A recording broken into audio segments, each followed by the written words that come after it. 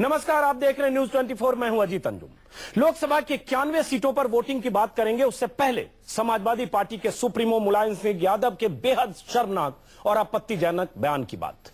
मुलायम सिंह यादव ने मुरादाबाद में कहा कि रेप के लिए फांसी देना गलत है, लड़कों से गलती हो जाती है, हम सत्ता में आए तो कानून में बदलाव करेंगे। हैरत की बात यह है कि मुलायम सिंह जैसे नेता अब रेप जैसे जघन्य अपराध में भी अपराधी के साथ खड़े नजर आ रहे हैं। रेप के लिए फांसी की सजा हो या ना हो, इस पर बहस हो सकती है, लेकिन मुलायम सिंह यादव ये कैसे कह सकते हैं कि रेप करने वाले लड़कों से गलती हो जाती है। इस शर्मनाक बयान पर न सिर्फ मुलायम सिंह यादव को माफी मांगनी चाहिए, बल्कि उनसे पूछा जाना चाहिए कि वो किस मानसिकता के शिकार हैं कि रेप करने वालों के अपराध को मामूली मान रहे हैं। रेप पर भी राजनीति कर रहे हैं मुलायम सिंह यादव। शर्मनाक, शर्मनाक, शर्मनाक। और ये शर्मनाक इसलिए क्योंकि आपको बता दें कि मुंबई में शक्ति मिल रेप कांड में जिन्हें सजा हुई है उनमें 3 मुस्लिम हैं। जाहिर है मुलायम सिंह यादव बलात्कारियों को भी हिंदू मुस्लिम के खांचे में बांटकर राजनीति कर रहे हैं। यही काम फौजियों के मामले में आजम खां कर चुके हैं। शर्मनाक है। आज के वोटिंग की बात। अब आज की 91 सीटों पर वोटिंग में सबसे खास बात यह रही कि बम्पर मतदान हुआ। कई इलाकों में ऐसी वोटिंग हुई जिसमें पिछले सारे रिकॉर्ड बौने हो गए। दिल्ली और पश्चिमी यूपी की 10 सीटों पर तो वोट पड़े ही नहीं, वोट बरसे।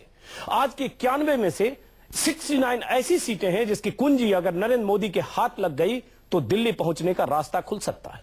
और अगर इन 69 सीटों पर 2009 की तरह बीजेपी पिछड़ गई तो मोदी के सपनों का शीश महल टूट भी सकता है। दिल्ली विधानसभा चुनाव में जब रिकॉर्ड तोड़ वोटिंग हुई थी तब अरविंद केजरीवाल की नई नवेली पार्टी 28 सीटें जीत गई। कांग्रेस हाशिए पर चली गई और बीजेपी सत्ता की दौड़ में फिसल गई। इसलिए यह समझना जरूरी है कि आज की रिकॉर्ड तोड़ वोटिंग के मायने क्या है। तो सबसे बड़ा सवाल यही है कि रिकॉर्ड तोड़ वोटिंग क्या मोदी लहर का संकेत है और दिल्ली में बम्पर वोटिंग से केजरीवाल को फायदा होगा या नुकसान। इसी पर बात करेंगे और समझेंगे मुलायम क्यों कर रहे हैं रेप पर राजनीति। सबसे पहले देखिए एक रिपोर्ट।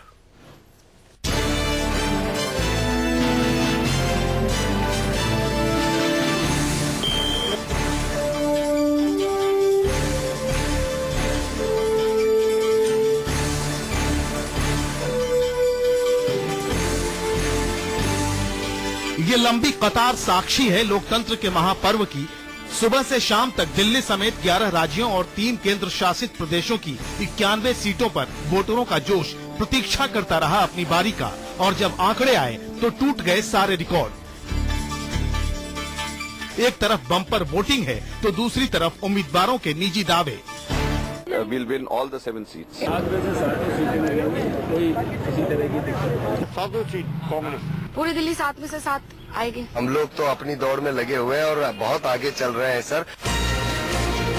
वोटिंग के बाद विजय पर्व की प्राचीन परंपरा को छोड़ भी दें तो 91 सीटों के नतीजे ही तय करेंगे कि दिल्ली से कितने दूर और कितने पास हैं नरेंद्र मोदी। केरल की 20 सीटों के साथ साथ लक्षद्वीप और जम्मू को निकाल दें तो बाकी बची 69 सीटें ही मोदी को सत्ता की मुंडेर पर बिठाने में अहम होंगी। 2009 के नतीजे बताते हैं कि आज जिन 91 सीटों पर वोट पड़े उनमें कांग्रेस के पास 46, बीजेपी के पास 14, बीएसपी के पास 6, समाजवादी पार्टी के पास 1, बीजेडी के पास 4 और अन्य को 20 सीटें मिली थी। दिल्ली और हरियाणा से बीजेपी का सुपड़ा साफ था। बिहार से सिर्फ 2 सीटें मिली थी और पश्चिमी यूपी की 10 में से सिर्फ 2 सीटें बीजेपी के पास आई थी। मोदी के सामने चुनौती है 2009 में 14 सीटों के आंकड़े को 40 से ऊपर ले जाने की। वोटिंग प्रतिशत उत्साह जगाते हैं और अतीत में बम्पर मतदान के नतीजे भी याद हैं बीजेपी को, जब दिल्ली विधानसभा चुनाव में शीला दीक्षित की सरकार तिनके की तरह उड़ गई थी। तब सत्ता में राजनीति के नए आगंतुकों का इस्तकबाल हुआ था। बीते 4 महीने में हालात बेशक बदल गए हों, मगर केजरीवाल को लगता है नतीजे उनके पक्ष में होंगे। वोट डालते ही बोले दिल्ली की 7 सीटें जीत लेंगे। दिल्ली में 7 की 7 सीट आम आदमी जीतेगा, जनता जीतेगी, आम आदमी पार्टी जीतेगी। बाकी सियासी सुरमाओं की तरह केजरीवाल भी अपने दावे का दम भर रहे हैं, लेकिन बीजेपी कहती है कि रिकॉर्ड ध्वस्त करने वाली ये वोटिंग सत्ता के बदलाव का संकेत है। लोगों के मन में जो गुस्सा है सरकार को बदलने का, परिवर्तन करने का, और इस बार जो वोट है वो बदल, चेंज और परिवर्तन के लिए है। जाहिर है बीजेपी इसे मोदी की लहर से जोड़ रही है। यही सवाल दिल्ली में सुबह सुबह वोट डालने निकली प्रियंका गांधी से भी हुआ, जो अपने भाई राहुल के चुनाव की कमान संभालने अमेठी जाने वाली हैं। प्रियंका मुस्कुराते हुए बोली, उन्हें तो नहीं लगता कहीं मोदी की लहर है। बिल्कुल नहीं, मुझे तो बिल्कुल नहीं लगता। एक सच और भी है, ध्रुवीकरण के आईने से देखें तो लगता है कि पिछले दिनों आए उन्मादी बयान पश्चिमी यूपी की 10 सीटों पर असर छोड़ सकते हैं। ये वही सीटें हैं जहां मोदी को धमकी देकर जेल जाने वाले इमरान मसूद उम्मीदवार हैं। दंगों के आरोपी बीजेपी के संजीव बालियान हैं, बीएसपी के कादिर राणा हैं। ये वही सीटें हैं जहां मुजफ्फरनगर के दंगे हुए थे, जहां अमित शाह गरजे थे, जहां आजम खान बरसे थे। अगर पोलिंग बूथों पर उमड़ी भीड़ का रिश्ता जहरीले जुमलों से है तो सवाल यही है कि रिकॉर्ड तोड़ वोटिंग क्या मोदी की लहर का संकेत है? Bureau report, news 24। तो सवाल ये है कि रिकॉर्ड तोड़ वोटिंग क्या कहता है? क्या मोदी की लहर है या इसका कुछ और मतलब है? और दिल्ली में भी, खास तौर से दिल्ली में अभी तक 62 से 65% वोटिंग की खबर है। कहा यह जा रहा है कि हो सकता है 3-4% और ज्यादा हो जाए। और आपको बता दें कि 2009 के चुनाव में दिल्ली में जितनी वोटिंग हुई थी 52%, उससे 10% ज्यादा वोटिंग हो चुकी है। लेकिन असेंबली में 66% वोटिंग हुई थी। इससे पहले 1977 में दिल्ली में 71% वोटिंग हुई थी। लेकिन इस बार क्या सारे रिकॉर्ड टूटने जा रहे हैं? और अगर टूटने जा रहे हैं तो इसका मतलब क्या? इसी पर चर्चा करेंगे। स्टूडियो में हमारे साथ हैं अभय दुबे, रागिनी नायक कांग्रेस प्रवक्ता, नलिन कोहली बीजेपी प्रवक्ता, दिलीप पांडे आम आदमी पार्टी के नेता, और एक खास मेहमान है हमारे साथ, इमरान मसूद। इमरान मसूद सहारनपुर से हमारे साथ है, बहुत चर्चित कांग्रेस उम्मीदवार। दर्शकों ने, देश ने इन्हें देखा। 6 महीने पहले एक बयान था इनका जिस पर काफी विवाद हुआ, जिसमें उन्होंने कहा था मोदी को बोटी बोटी काट देंगे। विवाद हुआ, जेल गए, जेल से वापस लौटे, चुनाव मैदान में है। कांग्रेस हाईकमान ने यह कहकर माफ कर दिया कि इनका अतीत का बयान है, इनका पाप पुराना है, जब वो समाजवादी पार्टी में थे, इससे हमारा रिश्ता नहीं है, पाक साफ है। और उसके बाद कांग्रेस के उम्मीदवार इमरान मसूद, सबसे पहले आपसे शुरुआत करते हैं। आपका परिचय हमने थोड़ा लंबा दिया क्योंकि जानना जरूरी है आप कौन हैं, आप क्यों आपने ऐसा बयान दिया। और यही परिचय है, उसके पहले हम नहीं जानते थे कि देश की 543 सीटों में से एक ऐसा शख्स भी चुनाव लड़ रहा है जिसका ये अतीत है। लेकिन मसूद साहब, जिस वजह से आपने ऐसे बयान दिए थे, जिस तरह का ध्रुवीकरण आप करना चाहते होंगे मुसलमानों के बीच, किसी तबके के बीच, अपने कौम में, क्या उसमें आप कामयाब हो गए? क्योंकि खबर आ रही है कि आपके इलाके में, सहारनपुर में 67% वोटिंग अब तक हुई है, हो सकता है ज्यादा हो जाए। इमरान मसूद। देखिए, मैंने पहले दिन से ये बात कही थी कि मैं इस प्रकार के शब्दों का इस्तेमाल नहीं करता हूं और मेरे खिलाफ एक साजिश की गई। नहीं, जिस तरह से उसको दिखाया गया, मुझे शब्द आपके मुंह में हमने नहीं डाले थे, आपके शब्द ही थे। सिर्फ ये कहा गया कि 6 महीने पहले का था। शब्द तो इमरान मसूद आप ही के थे। नहीं, मैंने तो ये नहीं कहा कि मैं 6 महीने पहले के थे या साल भर पहले के थे। मैंने कहा था कि मैं इस प्रकार के शब्दों का इस्तेमाल नहीं करता हूं और ये चुनाव में पूरी तरह से मेरे खिलाफ इस्तेमाल किया गया। अब ये राजनाथ सिंह जी से मैं कभी जिंदगी में मिला नहीं और ये राजनाथ सिंह जी का फोटो बना करके मेरे साथ पोस्ट किया गया और पूरा सारे उस चुनाव के अंदर इसको प्रचारित किया गया। इमरान मसूद, राजनाथ सिंह जी के साथ, इमरान मसूद, इमरान मसूद आपने जवाब नहीं दिया। आपने कहा कि आप इस तरह के शब्दों का इस्तेमाल नहीं करते। हमने आपका बयान टेलीविजन चैनल पर एक बार नहीं 10 बार दिखाया। कांग्रेस नेताओं ने भी माना कि आपका बयान 6 महीने पुराना था और 10 बार बहस कर चुके हैं कांग्रेस नेता कि आपका पुराना था जब आप समाजवादी पार्टी में थे। तो बयान तो आपने दिया ही कि आप मोदी को बोटी बोटी काट देंगे, बयान तो दिया ही था। मैं पूछना चाहता हूं, अभी खबर है कि आपके इलाके में 74% वोटिंग हुई है। मैं पूछना चाहता हूं क्या फायदा हुआ? जी नहीं, फायदा और नुकसान नहीं। देखिए, इस प्रकार के शब्दों का इस्तेमाल होना ही नहीं चाहिए। मैं इन चीजों के सख्त खिलाफ हूँ और जिस प्रकार से मेरी छवि प्रचारित की गई, मैं इस प्रकार का व्यक्ति भी नहीं हूँ। अच्छा। मैं सांप्रदायिक सौहार्द के लिए काम करने वाला आदमी हूँ। अच्छा। और मैंने हमेशा सांप्रदायिक सौहार्द के लिए काम किया। आपका कोई डबल रोल था जिसका बयान हम लोगों ने देखा आज चुनाव के अंदर मुझे। जी नहीं, वो क्या दिखाया क्या नहीं दिखाया उसके ऊपर मैं चाहता हूँ कि अब इसके ऊपर बहस बंद होनी चाहिए। मैं इस बारे में पहले ही कह चुका हूँ। अजीत भाई, एक बार बयान प्ले कर दीजिए ना, थोड़ा इमरान मसूद साहब को याद आ जाएगा कि उन्होंने कैसे कहा था 4% मुसलमान, 42% मुसलमान। थोड़ा एक बार बयान प्ले कर दीजिए। और उसके साथ अमित शाह का भी प्ले करूं कि अमित शाह ने क्या कहा था कि बदला लेंगे अपमान का। अमित शाह, अरे बिल्कुल, मेरा आपसे निवेदन है, जरूर प्ले करिए अमित शाह साहब का भी, दोनों प्ले करिए और देश की जनता के सामने मैं कह रहा हूँ, आप रागिनी जी क्या कह रही है, मैं खुद कह रहा हूँ, जरूर प्ले करिए अमित शाह साहब ने क्या कहा है।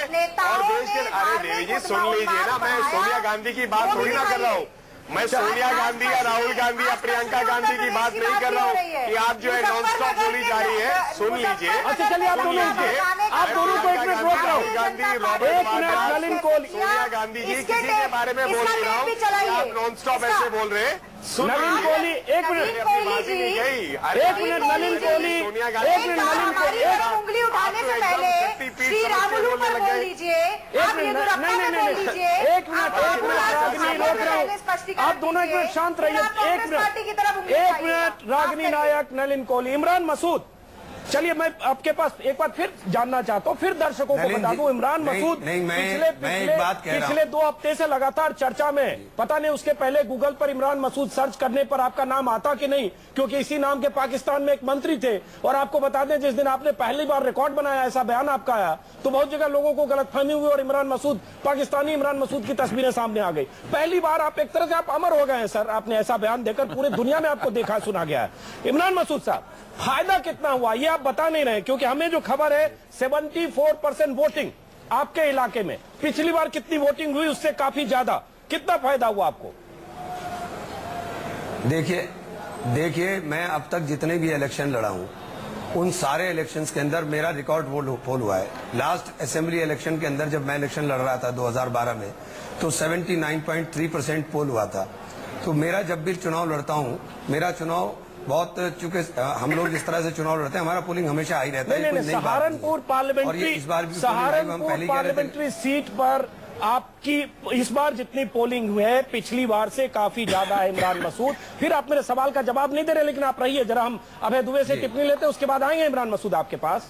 अभय दुबे, जिस ढंग का पोलराइजेशन था, हम दिल्ली पर बाद में बात करते हैं, जरा वेस्ट यूपी, चूंकि 10 सीटें वहां हम हैं और हमारे साथ आदरणीय इमरान मसूद जी भी हैं, अमर हो चुके हैं, तो जिस तरह का पोलराइजेशन आजम खान ने भी किया और इमरान मसूद के बयान आए, अमित शाह के बयान आए, और आज इतनी वोटिंग अगर हो रही है 76%, 74%, 70%, सब हर सीट पर, क्या कहता है?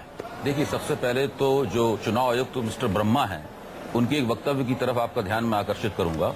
उन्होंने कहा है कि ये चुनाव अभी तक हुए सभी चुनावों में ऐतिहासिक रूप से सबसे ज्यादा घृणा फैलाने वाला चुनाव, नंबर 1। दूसरी बात मैं ये कहूंगा कि भारत का जो मुसलमान समुदाय है वो इस देश का सबसे दुर्भाग्यशाली समुदाय है। एक तरफ हिंदुत्ववादी राजनीति है भारतीय जनता पार्टी की, जो उसे भयभीत करती है, दूसरी तरफ कांग्रेस की राजनीति है जो उसका निरंतर भयादोहन करती है, और उन दोनों के बीच में वो फंसा रहता है, ना उसे विकास मिलता है, ना उसे आधुनिकीकरण मिलता है, और वो बिल्कुल एक तरह का चुनावी खिलौना बना हुआ है। तो मैं ये समझना चाहूंगा कि ये जो इतनी वोटिंग है, थोड़ा देखिए, इस वोटिंग में निश्चित रूप से एक सांप्रदायिक ध्रुवीकरण है, इसमें कोई शक नहीं है। इस वोटिंग में निश्चित रूप से एक सांप्रदायिक ध्रुवीकरण है। उस ध्रुवीकरण को कैसे समझा जाए, ये मेरे ऐसे लोगों के लिए एक प्रश्न है।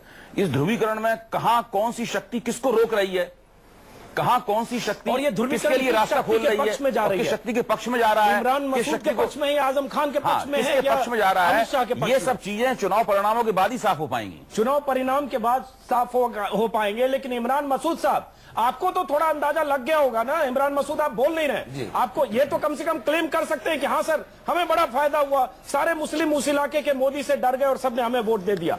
इमरान मसूद, नहीं, मुझे तो बहुत हिंदुओं ने भी वोट दिया है, मुझे हर बूथ के ऊपर वोट पड़ा है। 16 तारीख को ये सारी स्थिति साफ हो जाएगी। ये जो खेल खेला गया और मुझे इस्तेमाल करने का प्रयास किया गया ध्रुवीकरण के लिए, इस पूरे खेल को ये जो खिलाड़ी है, जो सबसे बड़ा खिलाड़ी है, वो कह रहा खेल खेला गया और इस्तेमाल किया गया। इमरान मसूद, खेल तो आपने खेला, शुरुआत तो आपकी तरफ से हुई। बिल्कुल, अगर नहीं, देखिए मैंने पहले दिन से इस बात के लिए कह रहा हूं कि ये गलत है, और उसके बाद भी वसुंधरा जी ने बोलने का काम किया, अमित शाह जी बोलने का काम कर रहे हैं, तो ये ध्रुवीकरण का खेल कौन खेल रहा है ये तो आप समझ लीजिए। अच्छा, आप गलत बोल रहे थे। अच्छा, हम लोगों को समझने में दिक्कत हो रही है कि आप क्या कह रहे थे। चलिए इमरान मसूद, आपको वसुंधरा का जिक्र आप कर रहे हैं, लेकिन आपने जो बोला देश ने सुना, आगे हम चाहेंगे कि एक बार फिर सुना दें, और वो देखेंगे कि आपका कोई क्लोन है, आपका कोई डुप्लीकेट है या आप ही है, और उसके बाद पता चलेगा कि आपने जो बोला उसका क्या मतलब है। लेकिन इमरान मसूद हमारे साथ रहिए, मुस्कुरा रहे हैं क्योंकि आपको संकेत मिल रहे होंगे कि आपने जो ध्रुवीकरण का बीज बोया है इमरान मसूद, उससे आपको कुछ फायदा जरूर हो रहा है। नलिन कोहली, इमरान मसूद ने शुरुआत की, बयान आया, जेल भी गए, अमित शाह ने उसके बाद नहले पर दहला उसी भाषा में अमित शाह ने किया, आजम खान ने किया, किसको कितना फायदा? वोटिंग बहुत ज्यादा हो रही है, हुई है। मुझे लगता है सबसे ज्यादा नुकसान जो हो रहा है वो मुस्लिम समाज का हो रहा है। और 3 बयान आप लगातार देखिए कि पहला बयान है इमरान मसूद का, जो कहते हैं 4% मुसलमान गुजरात में है, यहाँ 42% है, तो हाँ बोटी बोटी कट सकते हैं। जैसे पूरा मुस्लिम समाज जो है आज के वोटिंग के संदर्भ में जरा बताइए नलिन, आज के वोटिंग के संदर्भ में जानना चाहता हूं कि अगर सहारनपुर में 74% वोटिंग से ज्यादा हो गई, बुलंदशहर, सहारनपुर, नोएडा, गाजियाबाद, वोटिंग ज्यादा हो रही है। शांति से जवाब दूंगा, मैं अपनी बात जरूर काट दूं, मैं अपनी पूरी बात कर दूं, फिर जितने प्रश्न पूछना है। दूसरा बयान आया आजम खान साहब का कि उन्होंने कहा जरा हिंदू भाई जान ले कि क्या हुआ था वहां पे। जैसे मतलब मुस्लिम सारे सोल्जर जो जाते हैं उनको राष्ट्र प्रेम नहीं है, वो ऐसा सोचते हैं कि आर्मी में क्या बयान है। और आज चूंकि बात तीसरा बयान है मुलायम सिंह यादव का, जो आपने अभी उजागर किया है कि आज जो है उन्होंने कहा जैसे बच्चों से, लड़कों से गलती हो जाती है, क्योंकि आपने खुद ही शक्ति मिल्स रेप के बारे में कहा। ये हो क्या रहा है? मतलब मैं मानता हूं नलिन, मैं ये पूछ रहा हूं कि नलिन, मैं ये पूछ रहा हूं है, चाहे हिंदू मुस्लिम सिख ईसाई हो, क्या उसके पास नौकरियों की कमी है, नहीं है, या है महंगाई से त्रस्त है या नहीं है? नलिन, मैं ये महिला उत्पीड़न उनके लिए एक चीज नहीं है, किसी के भाई बहन नहीं, बहन बाप बेटी नहीं है क्या? नलिन, मैं ये समझना चाह रहा हूं कि 10 सीटें जो यूपी की है, पश्चिमी यूपी की, नलिन, पश्चिमी यूपी की जिन 10 सीटों पर आज वोटिंग हुई है उसमें बीजेपी के पास सिर्फ 2 सीटें हैं। आज मैक्सिमम वोटिंग को क्या आप मानते हैं कि मोदी की लहर है या अमित शाह जो बीज बो के आए और जिसकी फसल इमरान मसूद भी काटना चाह रहे, जिसकी फसल आजम खान भी काटना चाह रहे, इससे आपको फायदा हो रहा है, क्या है? मैं पहली बात स्पष्ट कर देता हूं कि आंकड़े हम सिर्फ 16 मई को ही बोल सकते हैं, आप भी जानते हैं। अच्छा। लेकिन इतना जरूर है, मोदी जी की रैलीज में भीड़ आपके सामने है। उत्तर प्रदेश में कई जगह गए और मैं मानता हूं मुलायम सिंह जी सब ने वो भीड़ देखी होगी, खुद ना अगर उनको इंटेलिजेंस की इन्फॉर्मेशन नहीं मिली होगी, टीवी पे तो दिखी जाती है। तो क्या भीड़ है, क्या उत्साह है, ये आप लोग तय करिए। चलिए नलिन, बाकी मेहमानों के पास एक बार जरा जाते हैं, तो इसमें हम तो महत्वपूर्ण विषय जो है दिलीप पांडे आपके पास आऊंगा, उससे पहले रागिनी नायक, पश्चिमी उत्तर प्रदेश में 5 सीटें थी आरएलडी कांग्रेस के पास। धन्यवाद समय देने के लिए। पश्चिमी उत्तर प्रदेश में बीजेपी के पास 2 सीटें थी, लेकिन इस बार इमरान मसूद जैसे चैंपियन मिले आपको, सांप्रदायिकता विरोधी चैंपियन कह सकता हूं, धर्मनिरपेक्ष आदमी है। मोदी को अगर कहा भी बोटी बोटी काट देंगे, इतना ही कहा, और वो तब कहा जब समाजवादी पार्टी में थे। तो आपकी पार्टी में आए, गंगा नहाए, पवित्र होकर हमारे सामने बैठे, और इनके इलाके में 74-75% वोटिंग। ये वोटिंग क्या आपको लगता है कांग्रेस के पक्ष में है? देखिए अजीत जी गंगा जाकर काशी में गंगा में स्नान करके कौन अपने पाप धोना चाहता है, इस बात पर हम बाद में बहस करेंगे। लेकिन ये बात जो आज अभी आपने प्रश्न उठाया है, मैं समझती हूँ बार बार उस पर कांग्रेस पार्टी स्पष्टीकरण दे चुकी है। इमरान मसूद खुद पिछले 12 मिनट से उस पर स्पष्टीकरण दे रहे हैं। मैं पूछ रहा हूँ रागिनी, बहुत ज्यादा समय नहीं बिताना चाहती। बिल्कुल रागिनी, मैं ये पूछ रहा हूँ कि ये जो मैं समझ आपके नजरिए से समझता हूँ कि ये जो वोटिंग ज्यादा हो रही है, ये क्या राहुल गांधी की अपील पर, राहुल गांधी के चेहरे पर, या इमरान मसूद जैसे उम्मीदवारों पर, क्या आपको अपने पक्ष में ये सब लग रहा है? मैं 2 बिंदुओं पर प्रकाश डालना चाहूंगी, मुझे कृपया करके बोलने का अवसर दें जरूर। देखिए, सबसे पहली बात आपने ध्रुवीकरण की तो ये केवल पश्चिमी उत्तर प्रदेश तक सीमित नहीं है। राजनीति में प्रतीकों और संकेतों का बहुत महत्वपूर्ण स्थान है। नरेंद्र मोदी का वाराणसी से लड़ना, नरेंद्र मोदी का पिंक रेवोल्यूशन पे भाषण देना, अमित शाह की सटीक टिप्पणियों का आना, वसुंधरा राजे का जीतने के बाद तोड़ने की बात करना, भारतीय जनता पार्टी के मैनिफेस्टो में फिर से राम मंदिर का जिक्र होना, ये सब ध्रुवीकरण की राजनीति की तरफ इशारा करता है, इसमें कोई दो राय नहीं है।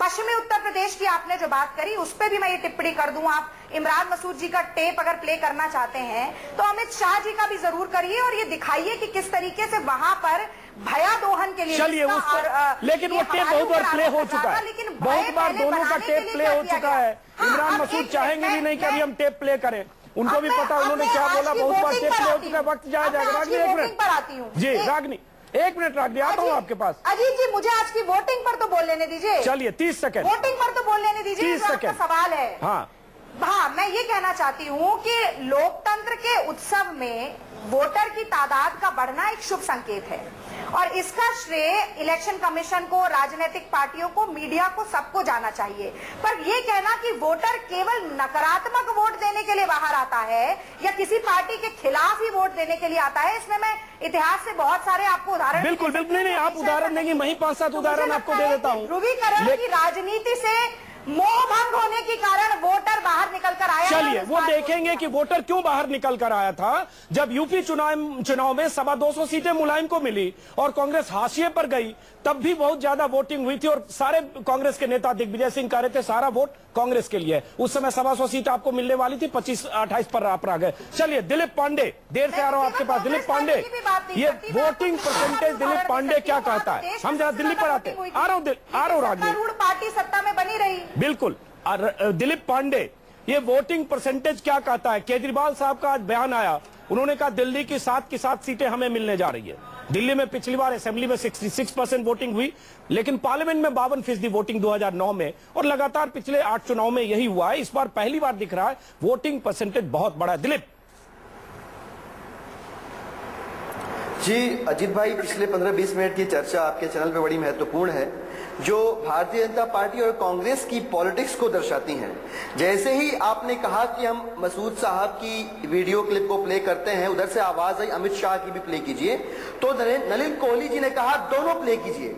दरअसल ये यही चाहते हैं, ये पोलराइजेशन की पॉलिटिक्स की जातीय आधारों पर देश को बांट के अपना वोट बैंक बनाना और उस वोट बैंक का चुनाव में सत्ता में बने रहने के लिए प्रयोग करना, इन दोनों पार्टियों की राजनीति रही है। और ऐसा इन दोनों पार्टियों के प्रवक्ताओं ने आपके चैनल पे देश के सामने स्पष्ट कर दिया है। किसी को ग्लानि नहीं है, किसी के मन में अपराध बोध नहीं है, और दोनों ही गर्व से कह रही कि हमारा प्ले करेंगे तो इनका भी प्ले करिए। एक कैलेंडर, एक 1984 को इसलिए सही मानता है क्योंकि कैलेंडर में 2002 भी आता है। ये इस देश का दुर्भाग्य है और इस देश की जनता को इन दोनों पार्टियों की पॉलिटिक्स को समझने की जरूरत है, और शायद जनता शुरुआत कर भी चुकी है। पहली चीज। दूसरी चीज, आपका सवाल है वोटिंग परसेंटेज के ऊपर। निश्चित रूप से ये राहुल गांधी या नरेंद्र मोदी की आइडियोलॉजी की वजह से नहीं है।